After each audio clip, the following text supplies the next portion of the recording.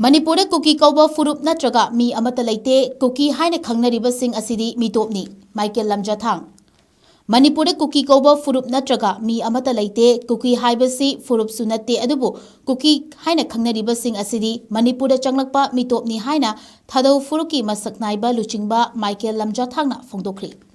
Wafam asing kokomina sinduna yamlaba miyamna saruk yaduna Kwakathelgi Tidim ground gi hawrakliba thangmaibandagi thau grounda lamthungpham oiraga mafam adu da pangthokiba miyamgi mifamda saruk yaraduna mahakna fongdokhibani mahakna hai Manipur da mitop oina laklaga aranba pambai sizinaduna masagi puwari leijaba lamdam ase thugaiba yaroi mitop oina laklaga separate administration taliba kangbuda India government na tongsinduna lamdam ase yellow furup sing nushinadana senbelepu Chinda Kundariba yellow furup oiriba furup singbu mitop haibadi kuki narco terrorist singa makoigi nongmai chindoda namfu safuda namthaduna thamli haduga India government na yengduna lairi haiba wafamsu fongdokhi Manipur na India da tinkibagi furup sing nungshi chanana laiminaramba amasung himinaramba adu India government amaga nushinadana ba hotnaduna lagli hainasu mahakna union lengakta maral shireduna hai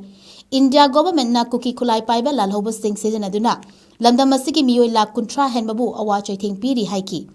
Manipur kansi hairabadi mahirol dagi Manipur da nungshi chanana himinarakpa furup sing asi miyamna mayek shengna khangba changi Manipur gi pak chawba square kilometer lising kun nithoi chahunga kunga taret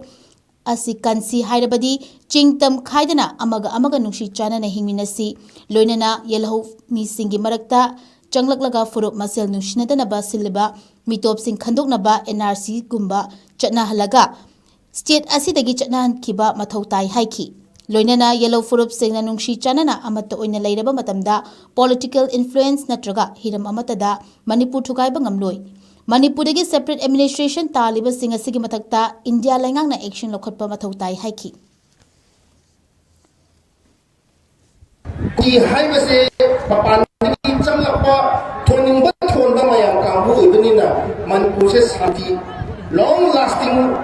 permanent peace la hanse hai taradi ki hai ba khurup leite ni su leite bari san se hai ba su ando se moi se mafam marang leite ba gi maram oiduna project su leite ba gi maram oiduna ki hai ba se koi Manipur da leite hai ba se isolate to se hai ba se praja mayam da ei appeal to jari adumai to duna ko community leadership ki makhada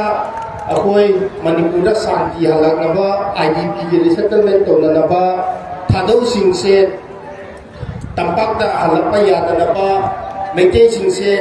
Kampopi da Chochampur ching da halakpa yadanaba ki dabakta road map yat laga Manipur CSOs mayam da thamni process di hauri matam di ketang changba yuwani adu praja mayam na khangbiu adu akoi punnamak chatminna se adumai tawduna akoi thadoi di Manipur na su adum step lokhat kani maroina Manipur praja mayam na thadoi kukinate hana accept to biduna thadoi se yelhomi ni hana accept to biduna Imphal da thadoi la kansida yabiba se thadoi di Manipur di maikei da tarana harawa phondok chari Makatana hojiksu kokomi leadership nasu Imphal maroina Imphal Valley da Imphal da hostile elements leitre Manipur da praja mayam bu kari chari nisu besida kokomi leadership coordinator alo diren ka colleague mayam aduga bangda dinjin riba Pumnamak Hadoi ki Manipur ki maikeni ki greetings ama waina Manipur macha ama waina khodi side ki di